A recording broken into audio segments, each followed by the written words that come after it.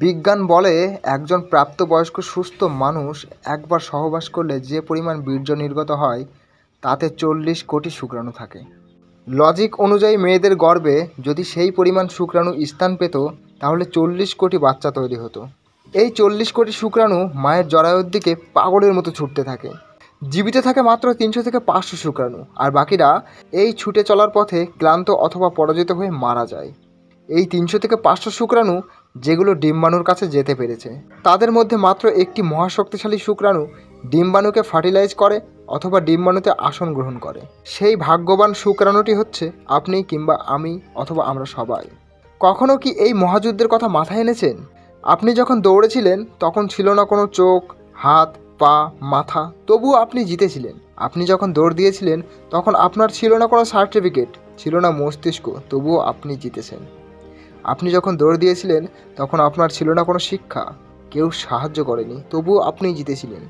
আপনি যখন দৌড় দিয়েছিলেন তখন আপনার একটি গন্তব্য ছিল এবং সেই গন্তব্যের দিকে উদ্দেশ্য ঠিক রেখে একা দৌড় দিয়েছিলেন এবং শেষ অবধি আপনি জিতেছিলেন। বহু বাচ্চা মায়ের পেটেই নষ্ট হয়ে যায়, কিন্তু আপনি মারা যাননি, পুরো 10টি মাস পূর্ণ করতে পেরেছেন।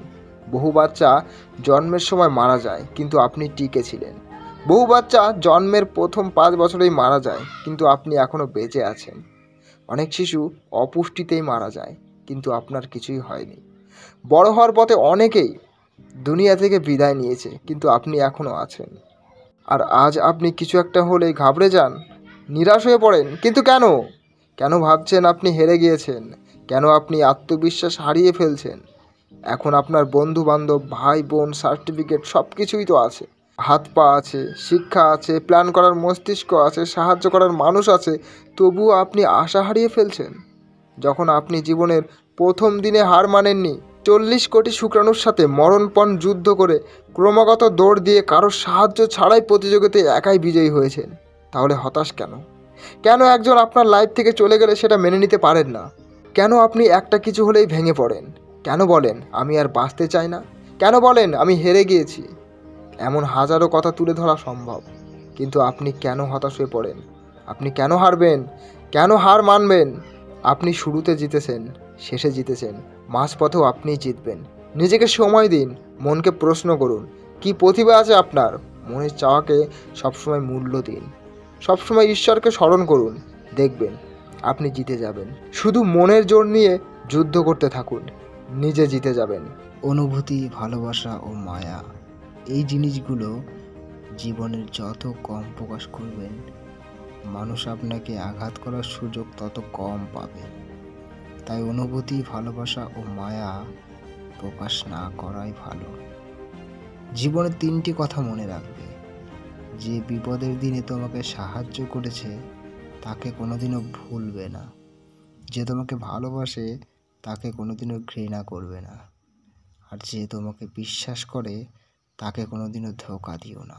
জীবনে যদি সমস্যাকে বড় করে দেখো তাহলে জীবনে কখনোই সমাধানের পথ খুঁজে পাবে না। আঘাত ছাড়া জীবনে কখনো উন্নতি করা যায় না। তাই জীবনে আঘাত বা হোঁচটের প্রয়োজন আছে।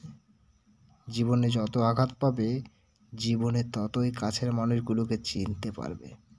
এই পৃথিবীতে সবথেকে নরম জিনিস হচ্ছে মানুষের মন, কারণ মানুষের মন ভাঙার জন্য কোনো হাতুড়ির প্রয়োজন হয় না। মানুষের মন ভাঙার জন্য মুখের অবহেলিত কথাই যথেষ্ট। একটু খেয়াল করে দেখবেন, আপনি যদি গরিব হন তাহলে নিজের নিকট আত্মীয়রাও দেখে এড়িয়ে যাবে, আর যদি ধনী হন তাহলে দূর সম্পর্কের আত্মীয়রাও রোজ আপনার খোঁজ নেবে। যদিও টাকা পয়সা মূল জিনিস নয়, তবুও টাকা পয়সা ছাড়া কেউ আপনাকে সম্মান করবে না।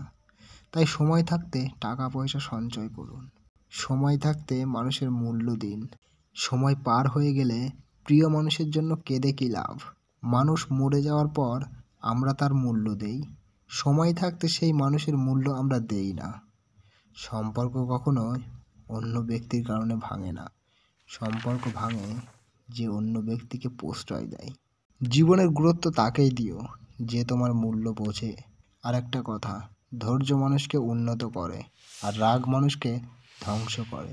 তাই জীবনে সফল ও সুখী হওয়ার জন্য এই 2টি জিনিসকে নিয়ন্ত্রণে রাখতে হবে।